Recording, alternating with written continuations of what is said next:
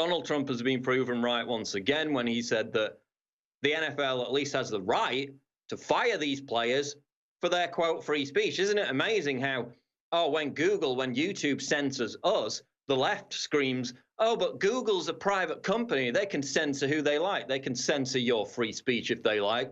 It's a private company. Well, the NFL's a private company, okay? It can do the same thing. Oh, no, that's horrible, and Trump's literally Hitler for saying it.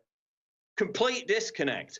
Fox News reports Trump is correct. NFL teams can legally fire players for their conduct. The First Amendment does not protect National Football League players from being fired. The Constitution's freedom of expression applies only to government action, not private businesses. Somebody can't run into your house and call you every name under the sun and then claim it's their freedom of speech. No, that's not freedom of speech. Doesn't apply for private businesses.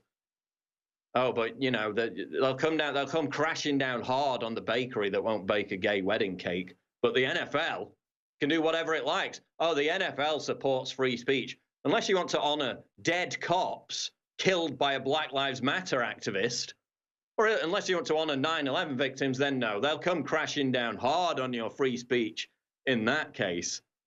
Oh, but if you want to genuflect to this social justice warrior intersectional insanity, they'll give you all the support you need.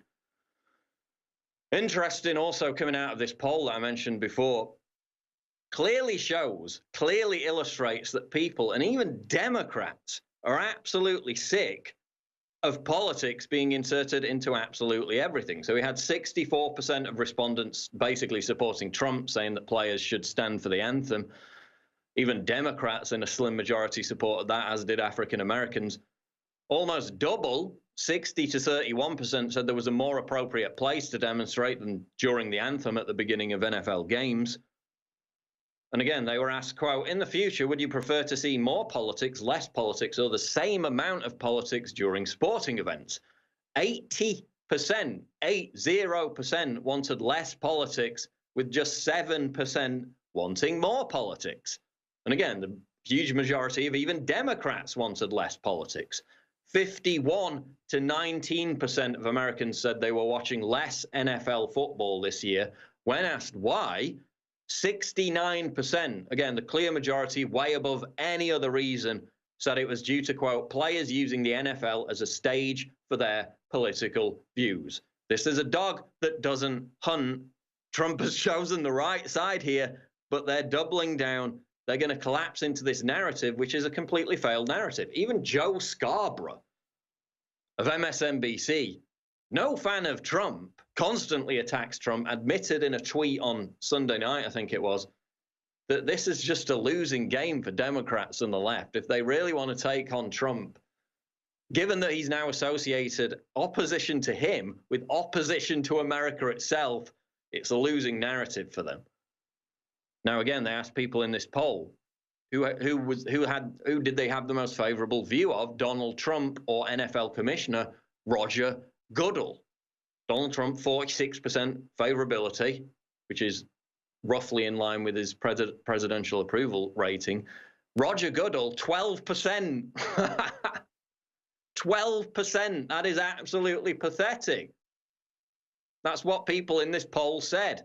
Again, the American people are sick of being bombarded with social justice and identity politics in absolutely everything. Every single awards show, even drama shows, even movies, Netflix, bombarded with this crap on a regular basis. People are turning off in droves. Hollywood is failing. The Golden Globes losing its audience. The VMA MTV Music Awards losing its audience. What, did it lose like half of its audience in a couple of years? People don't want to hear this anymore. They're sick to the back teeth of it. The situation you have going on in Hollywood, where they also try to inject all this identity politics, virtue signaling, cultural jihad into absolutely everything, is that, they used to be rescued if they made a bad film in Hollywood by DVD sales. That's not happening anymore because now, of course, we have Netflix. That safety net has gone, which is why in Hollywood, they take fewer and fewer risks with movie scripts, which is why you see this constant regurgitation of superhero sequels, Star Wars, Batman, Superman, because they know it's reliable. And they know people are going to watch it, really, whatever the plot. So that's why they can inject this identity politics, social justice hysteria. And of course, who suffers? The viewing audience, because we never get any kind of nuance. We never get any kind of variety in big movies.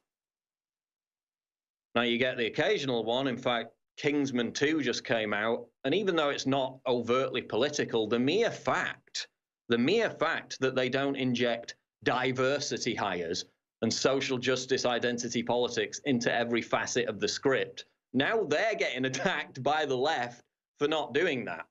Because like the three lead guys in the film are all white men. Doesn't even matter. Nobody even cared about this 20 years ago. Nobody cared. You could have a massive blockbuster film. You could have something like Independence Day. 2 lead roles, a black guy and a Jewish guy. Nobody cared. Nobody noticed because it worked.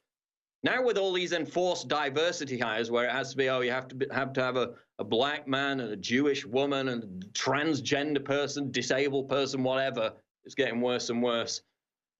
It's at the script, the movie suffers because they're all hyper-focused on that, not focused on just making a good movie. And then it's filled, it's stuffed to the brim with all this virtue signaling and identity politics crap. It gets in the way of a good movie. That's why Hollywood is beginning to fail. That's why all these big award shows are beginning to fail, because they're obsessed with their Trump derangement syndrome. It's absolutely insane. Let me know if we're skipping this break, by the way. We've got a guest coming up. Yeah, we're going to go for this break. But after the break, we have CJ Pearson, who is going to talk about this NFL take-a-knee controversy from the perspective of an African-American. CJ Pearson coming up. This is the Alex Jones Show live, 4th hour. Don't go away.